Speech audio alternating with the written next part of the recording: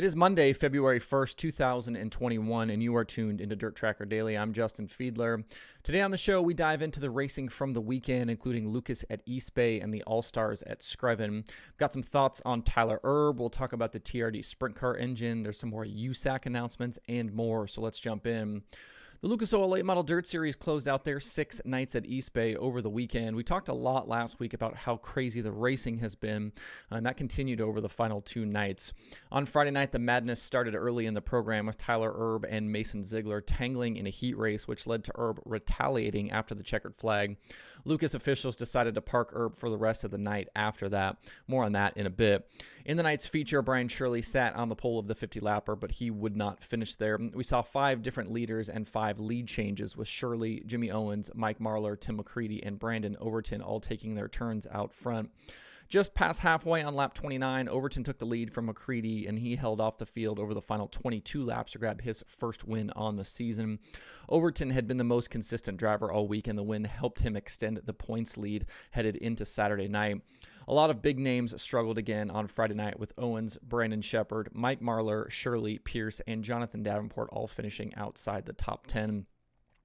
On Saturday night, Tyler Erb rebounded from getting parked on Friday to grab the win and become the first driver with multiple Lucas victories this season. He led twice for 24 laps, including the final 18, to take the win over Jonathan Davenport, Brandon Shepard, Tim McCready, and Hudson O'Neill. It was a nice run from Davenport after a brutal week that included 5 finishes of 14th or worse. Leaving East Bay with the series now headed to Bubba Raceway Park tonight and tomorrow, Brandon Overton leads the series points by 90 over Hudson O'Neill. Devin Moran, Brandon Shepard, and Josh Richards round out the top 5. Overton's streak of top 10 runs continued, and he's the only driver to finish top 10 in all 7 races so far in 2021. We've also still not had a winner from the pole. Lucas Oil Late Model Dirt Series is back in action tonight at Bubba Raceway Park. You can watch free on the MAV TV Facebook page. Back to the Tyler Erb discussion and his antics on the racetrack. He made a big show back on January 6th, tweeting out his certificate of completion for the anger management course he was required to take for reinstatement for World of Outlaws and dirt car events following his ridiculous behavior in 2020 at the USA Nationals. You might remember him driving backwards around the track under caution to retaliate against Bobby Pierce. But after what we saw this week, it's clear he hasn't really learned anything. He justifies the way he races by talking about racing for a living, and all he cares about winning, and he's going to be aggressive to get it done. And things are all well and good until someone decides to race him the way he races other. When he gets doored or slid dirty or fed a right rear, that temper comes out. I have no problem with him wanting to race that way, but you can't then turn around and get mad when guys do the same to you. He wants to compete for wins and championships, and there's no doubt that he's one of the most talented late model racers in the country capable of doing that.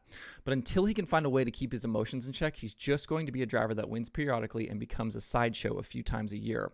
And full disclosure here, he's made it clear on several occasions that he doesn't think very much of me, which is fine. I leave my feelings at home. I think the late model community as a whole could be doing more to help grow the sport, and he's the perfect candidate to lead the way. Young, brash, and talented. He clearly didn't like my stance, though, but he's never going to win a championship and take that next step until he can quit doing dumb stuff that gets him suspended from a sizable portion of the late model season and getting kicked out of series races. Regardless of how I or anyone else feels about how he handles himself, you can't put yourself in big holes against these guys and expect to climb out of them. They're just too good. For his own sake, I hope he figures it out sooner rather than later. The All-Star Circuit of Champions opened their 2021 season over the weekend with 2 nights at Screven Motor Speedway in Georgia. This early part of the schedule in Florida and Georgia is just for money and trophies, with points not being awarded until Attica in April. On Friday night, it was Donnie Schatz who earned his first sprint car win of the year. He took the lead from Tyler Courtney on lap 18 and drove away over the final 13 laps to the win. Aaron Reitzel finished second, Courtney third, Carson Short was fourth, and Sam Havercheap Jr. was fifth. On Saturday, it was 3-time champion Reitzel earning the win with his new Roth Motorsports team before his rookie run with the Outlaws begins. Kyle Reinhardt finished a really impressive second, with Sam Havercheap third, Schatz fourth, and Justin Peck fifth.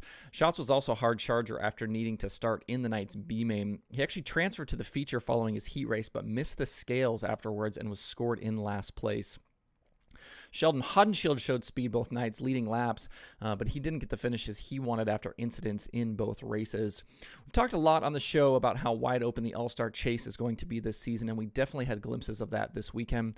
Lots of guys showed speed, including Courtney, Reinhardt, and Peck. The All-Stars head tonight and tomorrow to East Bay before Volusia later in the week. The prediction formula likes Reitzel for tonight. He's coming off the win, and he had a win and a fourth-place finish at East Bay in 2020. This could also be a good track for Ian Madsen to grab a win. He finished second both nights at East Bay last season. You can watch all of the action live tonight on Flow Racing.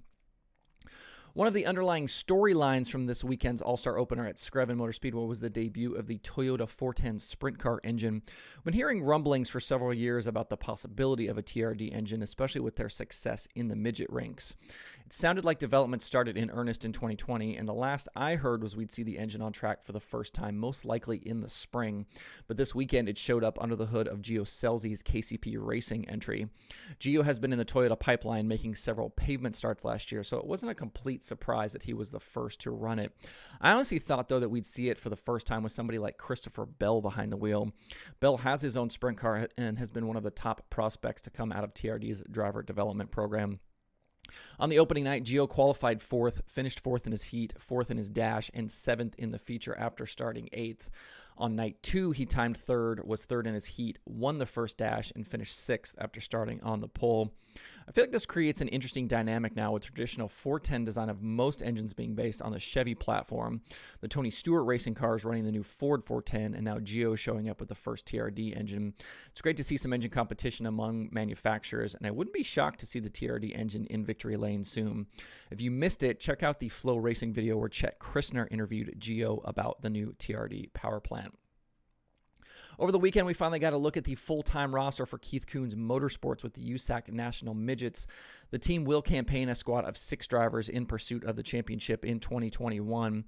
Bryant Wiedemann, Buddy Kofoid, Kaylee Bryson, Dazen Persley, Brenham Crouch, and Tanner Carrick will all run for the team owned by Kunz and Pete Willoughby.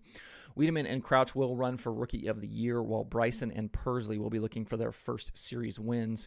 Carrick is a past series winner that will be looking to improve upon his 7th place finish in the standings in 2020, while Kofoid will be a serious contender for the championship, with him finishing just behind Wyndham, Tyler Courtney, and Tanner Thorson last season. And just yesterday, we found out that USAC National, the rookie class for the USAC National Midgets gained another driver with the announcement that Hayden Reinbold will run the full schedule this season with the team owned by his father, Andy Reinbold. Hayden joins Bryant Wiedemann, Brenham Crouch, Austin Barnhill, and Chase Randall as rookies with the series. Reinbold isn't coming in without experience, though. The 16-year-old driver made 19 appearances with USAC in 2020, making 4 features with a best finish of 17th at Arizona Speedway in November. He was also an I-Main runner in the Chili Bowl in his rookie attempt a few weeks ago. The USAC National Midget schedule begins this Friday night at Bubba Raceway Park in Florida. We'll talk more about that later in the week. Announced back on Friday in a piece for Sprint Car and Midget by Jacob Seelman, 2 past Dirt Tracker Conversations episodes guests are teaming up to go racing for 2021.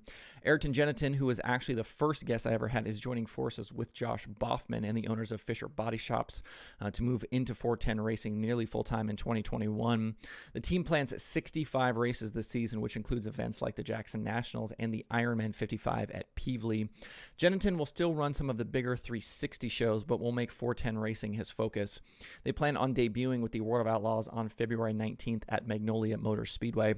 Jeniton has made 16 Outlaw starts the last 2 seasons with a best finish of 13th. He did that twice at 34 Raceway last July and Lake Ozark last May. He was also the 2020 champion for the ASCS Warrior region. He garnered some attention last season during the Outlaw race at Terre Haute, where he ran a top 5 before an incident ended his night. With more experience and support, he could be a lesser-known driver to take a big step forward in the sprint car ranks this year. In Short Track Super Series action over the weekend, Stuart Friesen grabbed his first win of the year on Friday night at Bubba Raceway Park. He topped Mike Maresca, Eric Rudolph, Max McLaughlin, and Billy Decker. It was Friesen's first win at Bubba, and it was worth $6,000. On Saturday night, it was Mike Guler who grabbed the Sunshine at Swing Finale over Rudolph, Decker, Tyler Seary, and Matt Shepard. The Short Track Super Series is now off until mid-March. A lot of these modified competitors, though, will stick around in Florida to race at Volusia for DIRTRACKR Nationals starting February 9th. There will be a new Conversations episode later today, this one featuring USAC's Richie Murray. We talk 2020, the 2021 schedule, who to watch this season among the 3 national series, and a lot more. You can check that out before the 2021 USAC season opens this weekend. Find the show in this podcast feed or the Dirt Tracker YouTube channel. There are 3 items on the streaming schedule today. Besides Flow 24/7, Flow Racing has the All-Stars at East Bay Raceway Park, and Mav TV Plus has the Lucas Oil Late Model Dirt Series from Bubba Raceway Park. To see the full daily streaming schedule with links to watch, visit DIRTRACKR.com/watch tonight. That's it for the show today. Hope everybody has a good Monday. You can find Dirt Tracker Daily on Apple Podcasts, Spotify, Stitcher, or where you get podcasts. Please subscribe and leave a review. You can also watch the show every day on YouTube and Facebook, and those likes and subscribes on YouTube are appreciated as well.